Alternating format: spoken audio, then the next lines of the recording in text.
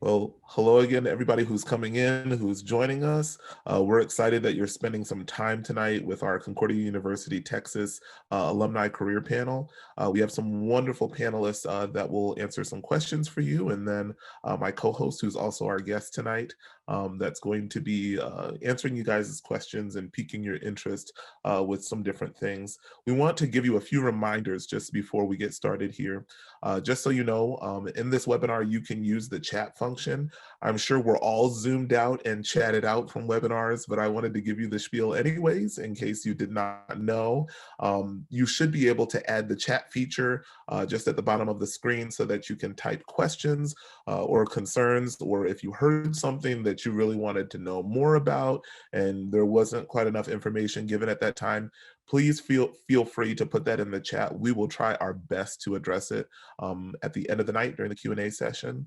But hopefully we get everything answered for you right up front as our wonderful panelists make their way through our different questions we have for them tonight.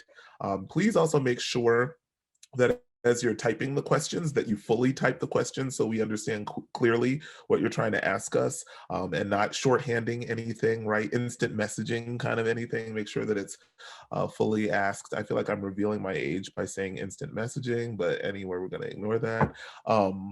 AOL.com, that kind of thing. But make sure that you put that fully in the chat so we're able to address your questions. We want to be able to do that tonight. Thank you again for joining us and spending a little bit of time with us. We hope that you find what you are looking for. We're excited to host you tonight. I just want to introduce myself first and foremost. My name is the Reverend Dr. Gerard Bolling, and I am actually a distance faculty member at Concordia University in Texas. So I work full-time, but I work remotely in our online programming, and I am in the leadership and the theology departments at Concordia, Texas, teaching in both of those departments. I'm also on the university equity team. We have an action team built around diversity, equity, and inclusion. And so my role is the teaching and learning equity officer, making sure that the content that we teach matches what we would like for our diversity initiatives at the university. It's been great being connected to Concordia in this unique way, and I'm excited to be here tonight and see so many of our students who have graduated and have gone on to bigger things and are in the quote real world, right? And doing their careers, and to hear from them tonight. Just to introduce to you our panelists, I'm going to introduce them one by one. And panelists, if you could just say, hi, thank you for having me, or hi, I'm here, just so everybody in the webinar can see you, then that would be great. The first person who I'd like to introduce is Yisel Lopez. She received her BA in Global Public Health from Concordia, Texas. She serves now as a legislative intern for the office of Congressman Paul Ruiz and a program assistant for the Senate Hispanic Research Council and executive secretary for Representative Sean Fury and the Texas House of Representatives. Thank you so much for being here with us tonight. Hi, it's a pleasure to be here, and I'm very excited. Any opportunity that there is to talk about Concordia, I'm all here for it. Wonderful. Well, we are looking forward to taking advantage of all those opportunities tonight. The second person that I want to introduce is Jeremy de Alcala. Jeremy has received his MBA from Concordia and now serves as Director of Operations for Chick-fil-A Corporation, and also as the Chairman of the Board of Directors for the Buda Area Chamber of Commerce. Welcome, Jeremy. Thank you for being here. My pleasure, Dr. Bolling. Thanks for having me. Absolutely. The next panelist I would like to introduce is Marjorie Villafranco. Marjorie received her BS in psychology from Concordia, Texas, and now works as a program manager for communities and schools of Central Texas area. Thank you for being here tonight, Marjorie. Thank you for having me. The next panelist I would like to introduce is Abbie Snow. Abbie received her bachelor's degree in religious education from Concordia, Texas, and is now serving as the Associate Director of Family Life Ministries at Bethany Lutheran Church in Austin, Texas. Welcome. Hi, everybody. Thank you so much for having me. I'm happy to be here. Wonderful. The next panelist I'll introduce is Sam Stewart. Sam received his BBA already from Concordia and is also now working on his MBA at Concordia with us, and he serves as a financial associate for Thrivent Financial. Welcome, Sam. Hey everybody, happy to help and happy to be on. Wonderful. The next panelist I'll introduce is Paloma. Paloma, I want to make sure I'm getting your last name exactly right. Would you pronounce it for me, please? Yeah, I was waiting for this. I was like, no one asked me how to pronounce it, so we'll see how this goes. It's Tshlas. The T is silent. Okay, wonderful. See, I know a bunch of different languages, but I was just like, I'm not gonna guess. I want to make sure I get it right. One of those, I've got one of those names too. So welcome, Paloma. Paloma received her Master of Education in Educational Administration with Principal Certification. We offer that at Concordia. And she is a part of the Aspiring Leaders Program. She currently works as the Assistant Principal in the Leander ISD. Welcome. Thank you so much for having me. Well, we've got all of our alumni panelists here, and there's one more guy on the screen that you're probably like, who is that guy? And I want to make sure to introduce him.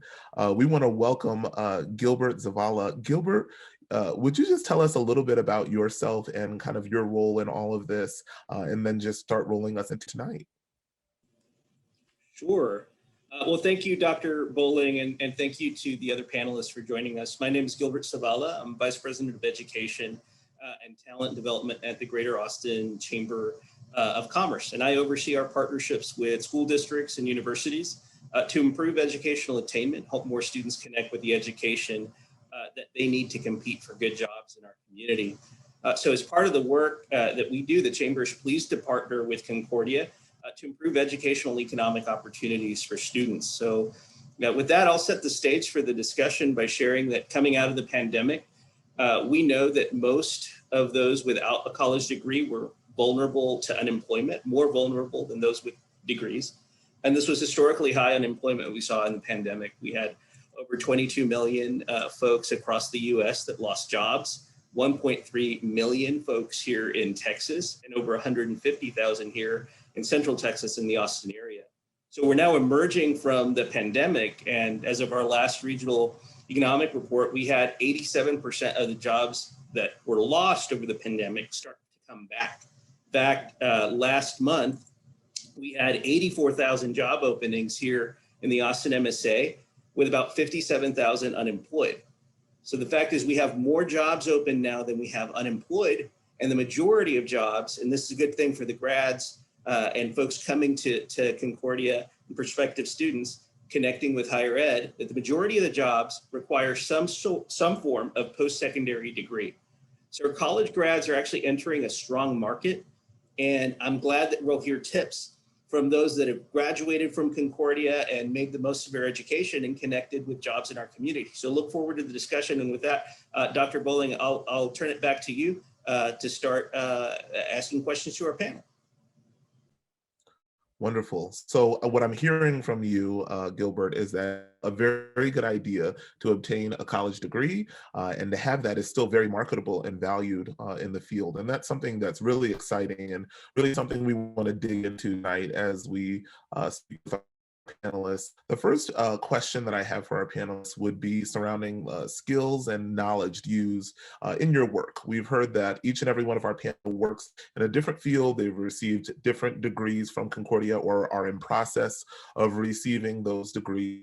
I would like to know what highly valued skills and knowledge learned specifically Concordia they are now doing in their work. And I really want to address this directly to Sam. Sam, I know you faced a few challenges and things like that in your experience here at Concordia, but how are you using the skills and the knowledge you learned in order to now do your work? And how have you had to pivot over, time, especially this last year with the pandemic and everything associated with that in your work? Would you answer that for us, please?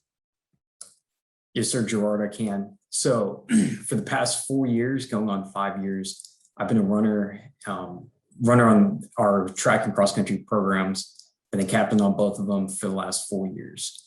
So being a captain and being in a leadership position, you have to obviously become a leader. You have to have that ability to lead and step up when you have to. Also, communication, being able to connect with people and build relationships. And so going through my 4 years plus 5 years this year and probably 6 years the next year, I built countless relationships with my teammates and people at Concordia as well. So being able to learn to lead those people and really connect with them, because that's the only way to lead, is to build the relationship and then help them grow. And me being a financial associate with Thriving, my job is all about connecting with people. My job is to connect with people, build a relationship with them, and help educate them so they can make the right decision for them. And they only get to that point in their life to where they live, how they want to live. So how they have to live is if I build that relationship, so I can help teach them and help them make a good decision. So I'm definitely indebted to Concordia for helping me, teaching me how to build relationships and having the opportunity to do so.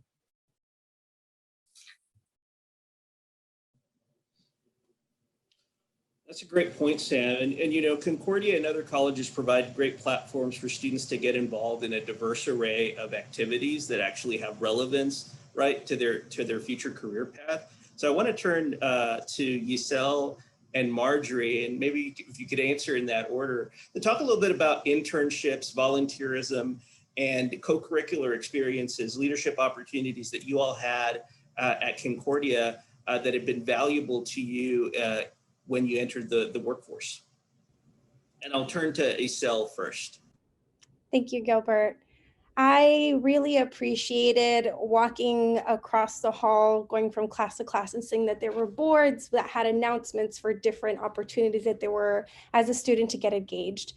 That is definitely what allowed me to start getting a little bit more involved in, and oftentimes, especially being a minority, it can be very intimidating and wanting to participate in different groups where you're like, I don't know where I'm gonna fit in. Even I had some courses where I knew I was the only Hispanic and the only minority in some of the classes when I first started Concordia. But throughout my time there and seeing the opportunities that were provided and the development of the university was phenomenal, and getting to be a part of it was amazing.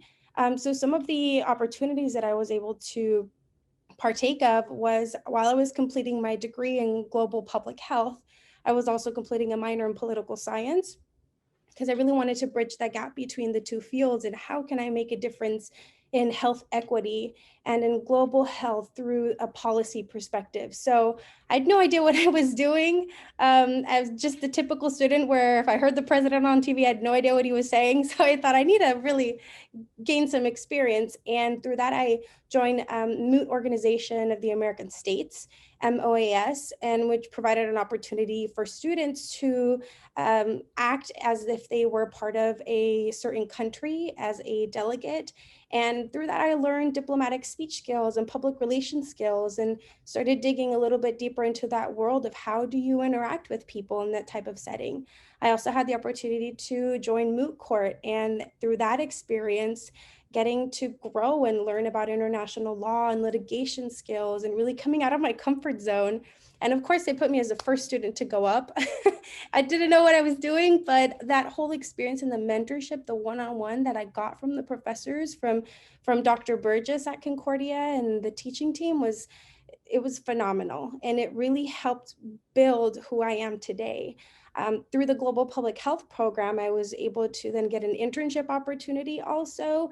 It was this nonprofit organization called Austin Smiles, which provided cleft lip and cleft palate services to students in other countries, getting to know then how the nonprofit sector works, and Dr. Lamar just championing me the whole way. She's just this amazing professor that really just guided me into how to find my interests and how to put them together into the workforce. So taking those learning experiences and then getting involved at Concordia through the Hispanic sector, it all came together full circle. And what I'm referring to is I saw a flyer that if you're Mexican, you know what a conchita is. It is a Mexican bread. It's round, it's delicious, it's soft, it has sugar on top. And I saw that they were hosting their first ever café con leche event. And what it allowed is I felt so much more included into the student body, because I showed up to the front of Concordia in the foyer area, and I saw a bunch of other students who looked just like me. And not only that, there was staff around there that were supporting, and I was able to connect with other staff like Jenny L. Strother, who just inspired me, and meeting other Hispanic staff that was there on campus that provided that mentorship and that inspiration to help me as I was navigating this very confusing world that I was just trying to figure out what I was going to be doing with my life. And getting plugged in through there, little by little, led to the development of Concordia's first ever Latino Student Association, which was phenomenal. I had no idea that they didn't have one before. There was a mariachi on campus. I mean, it was so much that I really needed to feel supported in a time where I was going through a lot. I'm getting a little emotional, because it's so hard to be a student and working full time and going to school full time, because you can't afford it any other way. And there's so many other students that are going through the same thing, especially students that come from minority backgrounds, from immigrant backgrounds. They're just figuring their way. And if it hadn't been for these opportunities, I would never ended up at the Capitol. Through the Latino Student Association, I received an email. This was the last weeks I had as a student trying to figure out what my next steps were going to be. And in this email says, hey, there's a legislative opportunity for students, and it's to intern at the Capitol, and you get a stipend. And that was my greatest struggle, is finding internship opportunities, experiential opportunities that still provided me with some income, because I was pretty much on my own. And this was the Luna Scholars and Fellows program. And Jenny L. Strother, who's the VP of enrollment and oversees all of that at Concordia, saw it on Twitter, sent it over to Cindy Melendez, who was our advisor for the Latino Student Association. That email got sent to me. I found it, and within a matter of hours, applied. Within a couple of days, I ended up getting accepted into the program, unknowingly knowing, I didn't know I was the first student from Concordia to get accepted into the Lunar Scholars and Fellows program. And then I spent the legislative session working in the Texas State Senate for one of the longest serving senators, Senator Lucio. And that completely transformed my life. I would not have had any other way, any other into how to apply the knowledge that I learned through the Global Public Health program, through the Political Science program, and all these experiential opportunities I had. It just all came full circle. So I am so grateful to Concordia, and I will forever be a huge advocate and proponent of it, because as a result of their efforts, during the legislative session, in not this one, but the previous one, in 2019, Concordia got designated as a Hispanic serving institution. And getting the opportunity to be there, be a part of that, and to see the enrollment increase and the diversity increase and the support provided, I would not have graduated with honors had it not been for Concordia. I would not have ended up at the Capitol 2 sessions, one in the Senate, the recent one in the House, without Concordia. So I'm just so grateful for the intentionality and the support that I received as a student there. Yisel, thank you so much for that. You know, that captures so much, not just the internship experience, but actually touches on Sam's earlier point about building those relationships, right? That helped you transition to that internship and then get a job. Marjorie, can you talk a little bit more about your experience, kind of in the same area there? How did you leverage your co-curricular activities, your leadership experience into internships and employment? Absolutely, Gilbert. No, I took advantage of a lot of opportunities while at Concordia.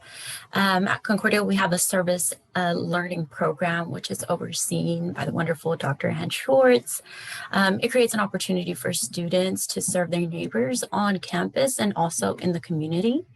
I was really just so moved by that program that I applied to be a service learning leader. And that allowed me the opportunity to have the vital leadership role on campus to create partnerships within the community and then encourage our student body to then join those opportunities to serve. Through this program, I volunteered at a lot of different organizations. One of those is Reveal Resource Center. Through that experience, my team was then able to bring and create the CTX food pantry that is currently still on campus for students who need that support. And I just felt so prepared because taking that experience this past year in the East Austin community, I was able to open a food pantry that's been open now for about a year. And during this latest winter storm, my team was able to create a food drive to serve our community at that time of need. Just continuing through volunteerism at Concordia, I ran across an organization called CASA of Travis County. As a volunteer there, I learned how nonprofits work, how to build meaningful relationships, how the child welfare system works, how to provide services to families, how to advocate for children, most importantly. And I love that experience so much that due to the amount of hours I was volunteering there, Concordia was actually able to consider this my internship and allowed me to receive class credit for my work there. Really, I had the wonderful honor of beginning my career there. Finally, this brings me to foundation communities. Concordia has a strong relationship with foundation communities that was initiated through the years that my team was in service learning program. And there I was able to support the after school program, help with ESL classes. And this experience is really what allowed me to say, hey, this is what I want to do. I want to support children's education. But I realized, hey, it's not just about supporting children's education. It's about knowing that children have other barriers. Families have other barriers that they face. And it's about breaking those barriers so they can focus on education and become someone. So all these experiences truly led me to where I am now, serving at communities and schools. I oversee a campus in the East Austin community. Through that school, I'm able to assess the needs, the social and emotional needs of the campus, then bring a service plan to meet those school-wide, and then also partner with individual teachers and families and students to help them overcome those barriers, to partner with them to say, hey, you're not alone. I'm going to stand here with you. And we're going to make sure that your child becomes somebody today. And it's a long process, but I love doing it. I found my vocation, and I am just so grateful to Concordia for allowing me to have these opportunities. All of these, each one of the opportunities that I had through this program, through this school, it's just I don't know how else I would have gotten to where I am now without all of these. So thank you for that. Thank you, Marjorie. I think that's great advice for students and prospective students. Dr. Bolling, turn over to you on the next question. Yeah, I absolutely just, I loved both of your answers. I was moved by them, moved by all of our panelists tonight, and just the meaningful work that they're doing in the spaces that they're in, how to serve their communities in a positive way and have great impact on them. And really, actually, along that line, I would like to ask Abbie Snow our next question. Abbie serves as the Director of Christian Education, and she studied DCE ministry at Concordia, Texas. And I know that in that program, they speak a lot about meaningful work. At Concordia, all you have heard the language in your leadership courses of vocation and how your is important and living out your vocation is important. I hear that in our conversations today, but specifically I wanted to ask you, Abbie, what makes your work meaningful, and did your lay groundwork for this meaningful work, including mission trips you've gone on and other intern experiences as well? Yeah, happy to answer that. Well, one of the amazing things that the DCE program does, I first want to just give a shout out to Dr. Grant Carey and Dr. Jake Humans for making such a great program for students who want to do ministry. Doesn't matter what that looks like. You don't necessarily have to have a degree to do that in your own career paths, your lifestyles, your just anything that you decide to do. I think ministry can happen anywhere. And one of the things I had the honor of doing at my time at Concordia was being able to do a mission trip to Cambodia. And Concordia is really great about offering trips to go on just to get a different experience that's beneficial to what you want to do. So lots of DCE students get to go on these, nursing students get to go on these, and just really anyone who wants to go and serve somewhere. But Cambodia was my first trip ever out of the country. So you can imagine the culture shock just right off the bat. But I think that was one of the most impactful things that have happened to me to this day, just because it kind of set me up for culture shock in what I do, you know? And I think no matter where we go, no matter where we're led, we have to kind of be prepared for culture shock and how to serve others in the midst of that. And I think one of the things I love about Concordia, and my opinion of it, I think the heart of it is service and mission. And no matter what you do in life, no matter what career you decide, they want to prepare you to serve others and how to do it missionally and relationally. And so this idea of meaningful work doesn't just apply to what I do, it applies to what we all do. And I think that's one of the most special things that I was able to be a part of at Concordia, is just being able to have relationships with classmates, peers, professors, all just kind of feeding into what you value most. And for me, that was wanting to really serve others. And going into Concordia, I didn't really know what that looked like. And they really helped me shape that and turn it into something that ended up where I am now. So I'm very thankful to Concordia. And I think, you know, that's why we're all here tonight, is just to show our appreciation, because without Concordia, we wouldn't be here maybe. And it just goes to show that success can happen and there are people there to help you get there. Thank you so much, Abbie, for answering that question about meaningful work. And thank you all for explaining the meaningful work that you do. If you're just joining us, or if you need a reminder, a gentle nudge, we are doing a career panel with our alums here tonight.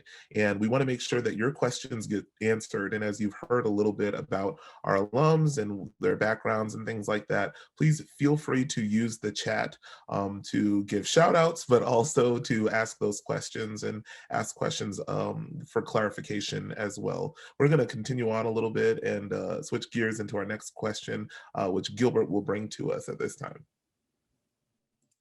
Thank you, Dr. Bolling. Well, I think we've touched on a number of things: relationships, internships, volunteerism, and service experience.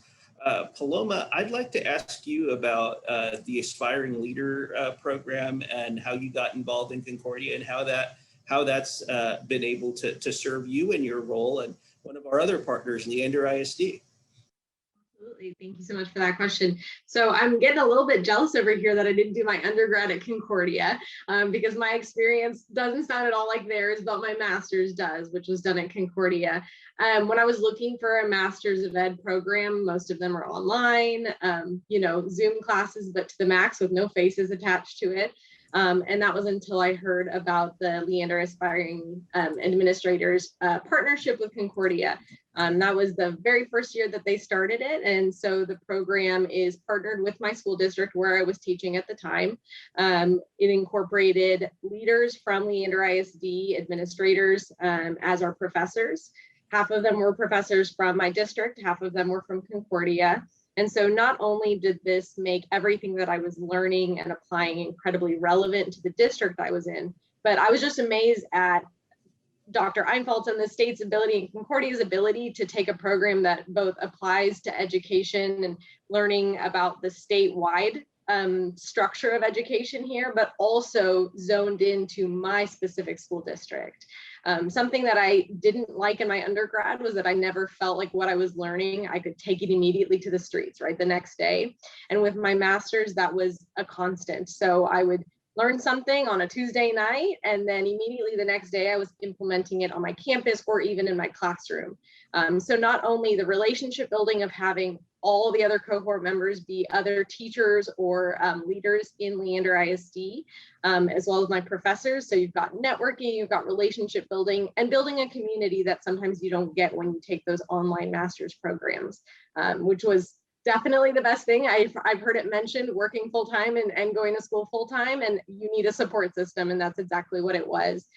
So after graduating in December, I am now an administrator in Leander ISD, and I'm able to further the work that I know Concordia wants me to do, that I have it in my soul to do, and just be the best leader that I can be on my campus for my students, my teachers, and my community. And it's because of Concordia and Leander's, their drive to build leaders from within this community, to give back to this community, and that's what I've been able to do. So I'm glad that that program sprouted right when I was looking for the opportunity to get my master's, because this is everything that I wanted to be and more. Thank you so much, Paloma. That's a great story. And again, you've got situations where students are going to work and going to school, and it's very possible, but you got to have a good support system, and you got to get engaged and leverage and get the most out of it, so that you can get ahead and get your credential. Dr. Yes, well, thank you again so much, Paloma. And I'd like to actually switch gears again a little bit and ask about the faculty contribution. And I specifically want to direct this question toward Jeremy tonight. How did your relationships with faculty contribute to the development of your skills for preparation in the workforce? So how did faculty nurture you? How did they help you chisel your goals and your dreams to be able to do what you're doing today? Jeremy, would you be able to speak to that? Yeah, thank you so much for that question, Dr. Bolling. First, I'd actually like to just say how heartened I am just by all the inspiring stories here today, and just hearing the names of the different organizations and companies being mentioned. I feel like we're all just kind of 6 degrees of separation here. I'm sure that we have many connections if we were to check each other's LinkedIn profiles. So it's great to see all of you all here today. So to answer that question, Dr. Bolling, I guess let me just kind of take you back to where I was when I joined Concordia, when I enrolled in Concordia. So I was a new dad. I had a 1-month-old daughter at that time. This was working full time, and I was really apprehensive about the whole process, because I was a returning student as a working adult, and just wasn't really confident that I was going to make it all work. So when I initially joined, I got to admit that it was really tough at first. As time went on and I got to know the faculty, I got to know other students that were in a similar position, working adults, much like how many of you have mentioned today. I really saw that there was, it was a network of people that were there to encourage each other and just really kind of provide that support. One of the faculty members early on that was so supportive was Professor Anthony Ross. And if you know Professor Ross, you know that he's just got a wonderful, jovial personality. I had him for 3 classes, 1 in undergrad and 2 for the MBA program. And so Professor Ross was so encouraging of me, and I think really, helped instill, a sense of potential in me. Which is something that I think at that time when I first came on to Concordia, I was maybe a little bit unsure of. So, through his encouragement, I was able to, complete my undergraduate, attend or enroll in the master's program as well. At that time, the program director, Dr. Brazier, Dr. Elise Brazier, got to start developing a relationship with her as well. And Dr. Brazier, just fantastic, administrator and mentor, Also super encouraging. So one of the great things about Dr. Brazier was she really encouraged us to get out and into the community and start making those connections, start making relationships. So about that time, the first year of the master's program, I began getting a little bit more involved in the community here in Buda, where I live, becoming more civically engaged. So I enrolled in the Buda Citizens Academy. And with that, ran for some boards, got some board appointments and commissions. So I served on the Parks Commission here in Buda with Jennielle Struther, who was mentioned here earlier, and as well as the Buda Chamber of Commerce. And so joined the board of the Buda Chamber of Commerce, became the treasurer and eventually the chair. Lots of relationships and connections started there as well. And in making those connections, I started meeting other business owners in the area. And as was mentioned earlier, my role for Chick-fil-A was in operations. At that time, I was looking for a way, like an outlet to have some real world application to all the learnings that I had received at Concordia. So started my own business in 2017, Green Space Texas. It's a food trailer. We serve juices and smoothies and other natural foods, plant-based foods here in the Buda area. And so in meeting others and networking with others in the community, it's allowed me to start my own business that has prospered over the last few years, making connections in this community. Again, Buda Chamber of Commerce, and just getting involved in different organizations here, such as the Main Street Advisory Board is something that I serve on now. I served on the EDC, the Local Economic Development Corporation, for a period of time. So yeah, I mean, that's just been, through the encouragement of Dr. Brazier and Professor Anthony Ross, I think that's kind of what laid the groundwork for some of my volunteerism and just community activity. So.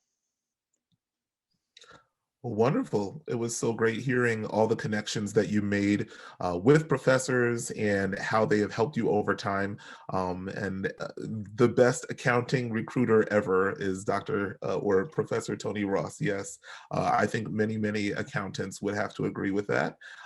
So thank you so much for shedding light on all of those faculty and staff members and those connections.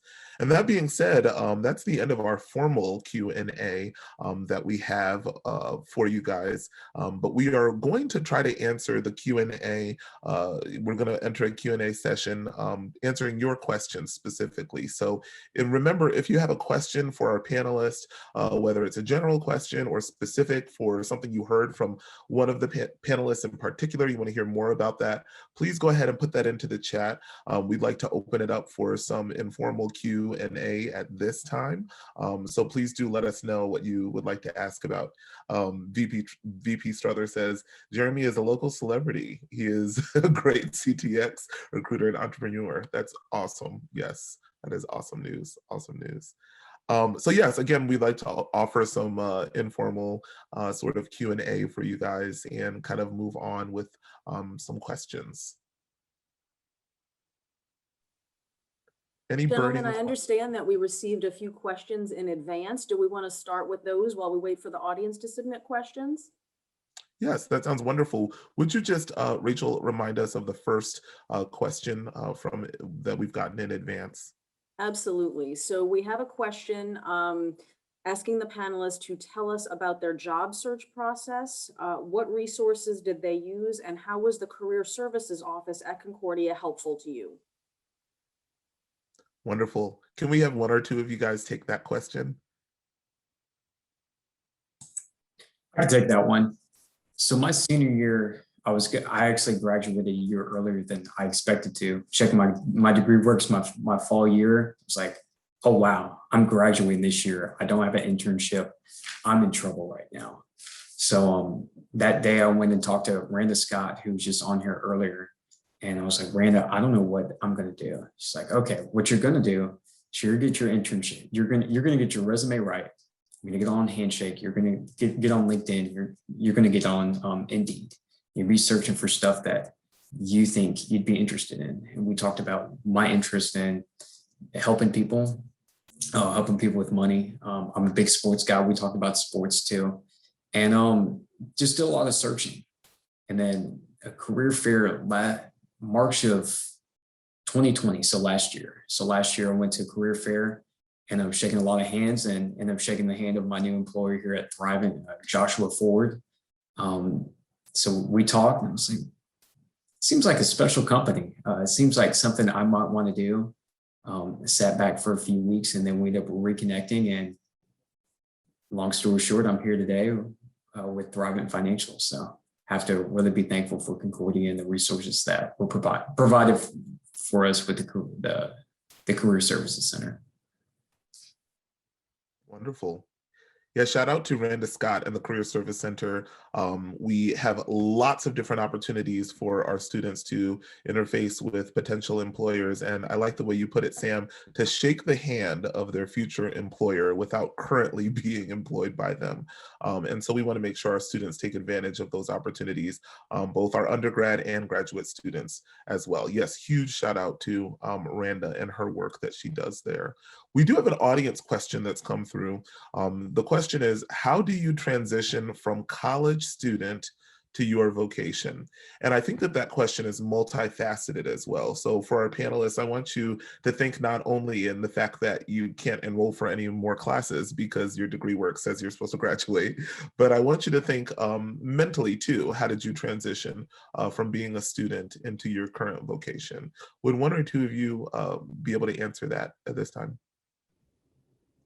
Hi, I would be happy to share a little bit. I typed an answer in there, but one of the best advice that I was given by a professor is to get involved in as many fellowships or experiential opportunities you can.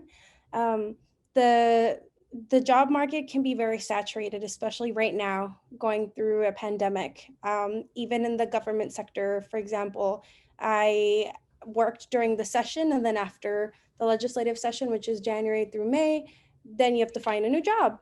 And that's always a challenge. And there's hundreds of employees in the Austin area that are going through the same thing. So definitely, number one, while you're going to school, if you're able to, get some experience to find what you're passionate about. Because a lot of times you're not sure what you're passionate about, what your vocation is going to be, and you're still figuring that out. I mean, I changed my major at least 3 to 4 times and changed it once I got to Concordia, because I was a transfer student. I did community college before that. So getting that experience, taking those internship opportunities, but especially networking. I have found that if you're not meeting people and networking with intention of seeking out mentorship, of asking for help, of saying literally, hey, I need a job. Are you guys hiring? As simple as that. It makes such a big difference. And this is advice that I would give even while you're a student. Seek out relationships with professors you connect with staff at the school that you look up to, and let them know where you're at. You would be surprised how many people are willing to help.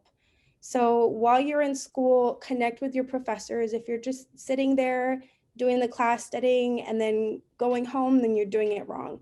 It's connecting with those professors. I just can't emphasize it enough, because they will provide that next step once you're trying to transition. And once you're out of school, meeting with people, attending networking events, asking friends for networking events, making, Dr. Lamar gave me great advice when she says, make your own business card for yourself. So I created my own little business card and I got it printed at Home Depot. And that's how you're going to be able to find those actual real world opportunities where you're getting to work in the field that you're passionate about and that aligns with what your vocation is. And last of all, make sure you have an online presence.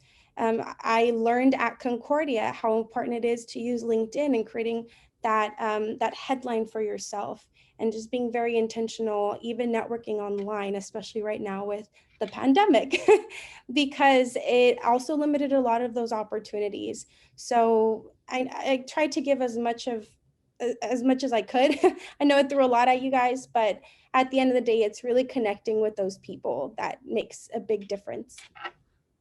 And I'd like to speak to that too, as someone who was working in the field where I wanted to be and was getting my degree to help me move up, to continue teaching while having this new global perspective and this new idea of what I wanted to do. It was about using what I had learned, even though I wasn't in that position yet, but using it to leverage the work that I was doing in my classroom with my students every day. And sometimes that was hard because you have this view that's this big and you have a kid saying he doesn't have a pencil, right? So those problems are on different sides of the spectrum, but it really was about, okay, it doesn't get to just sit there on a shelf until I'm an administrator. And I have to be putting it to work every day, which talks a little bit to Jeff's question. I'm kind of going off script here, but talking about the vocation that, and Abbie kind of talked about this too, that your leadership, your role can be leveraged in any situation, not just that position that you're trying to get that career. And then the skills that we have been learning are applicable in every facet of our life. So whether you're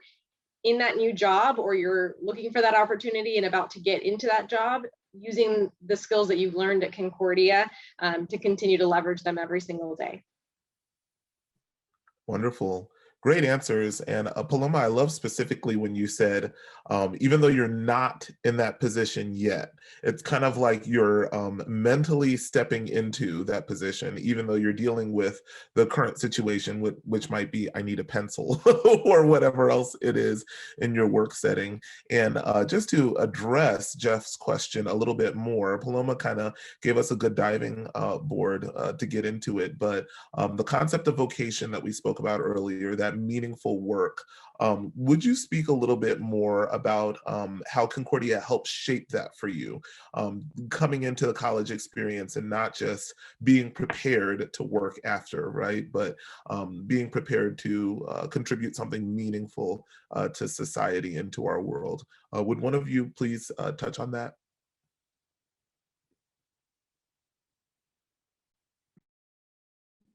Go ahead, Jeremy. Yes, thank you. So yeah, just the Christian leadership, servant leadership, that really kind of permeates every aspect of Concordia, really kind of motivated me when I was developing the idea of green space. I wanted to make sure that it was something that I was passionate about, but that also was in service to the community. For anybody who is maybe not familiar, but juices, raw juices, cold pressed juices, you're taking produce, you're taking a whole lot of produce and extracting all the fibers and just taking all the pulp out, and you're just making pure juice, right? And so as it turns out, that is perhaps not the most profitable aspect of the business. So we had to make a decision early on. So am I going to make this something that generates a ton of profit, or are we going to use this as a way to serve our community? And we went the latter because we wanted it to be accessible. And we found in talking with schools and different organizations here that there's a lot of folks that just don't have access to to nutrition in a lot of ways, particularly kids.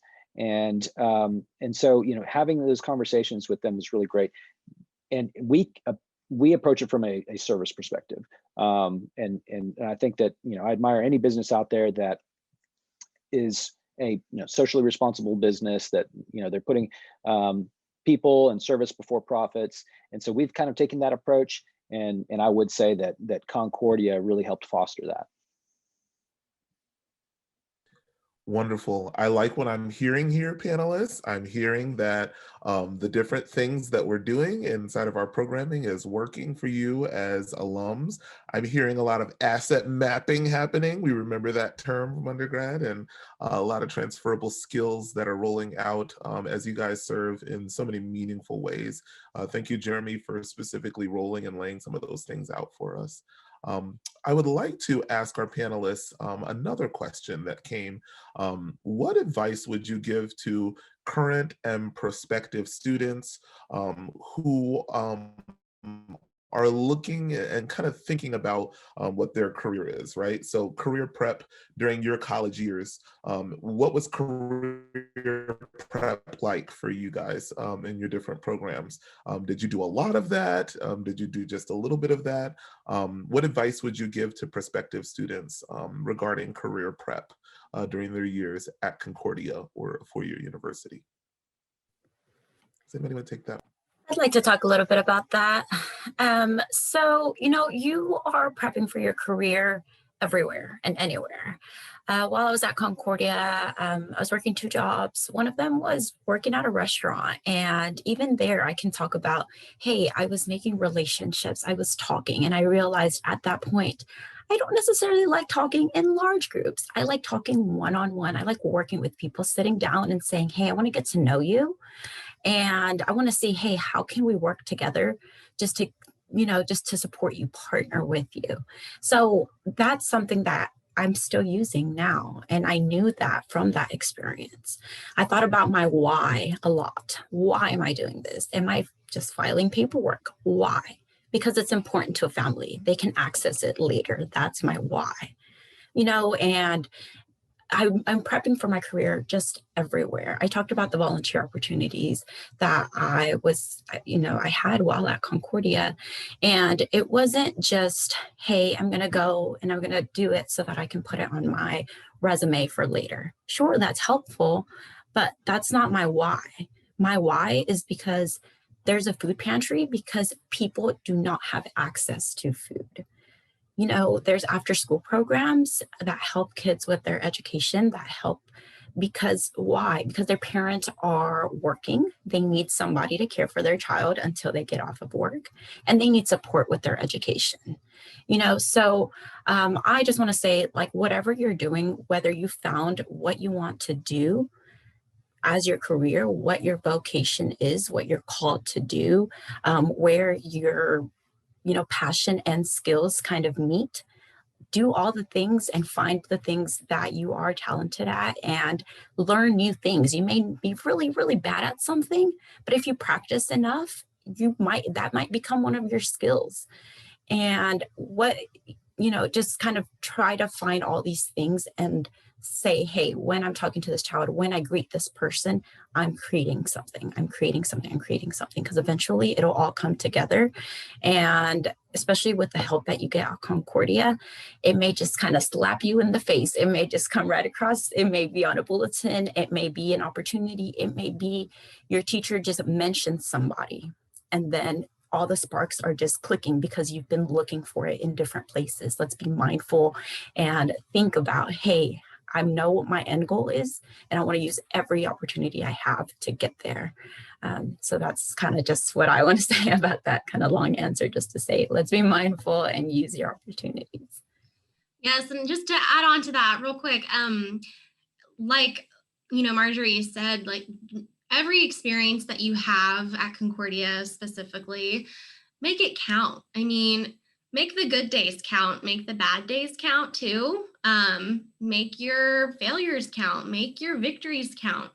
It is all part of the experience. It's all part of the process. We're there to learn about ourselves and how we can further ourselves down the road to success. And I think it's all about embracing every opportunity that you have through Concordia, for sure.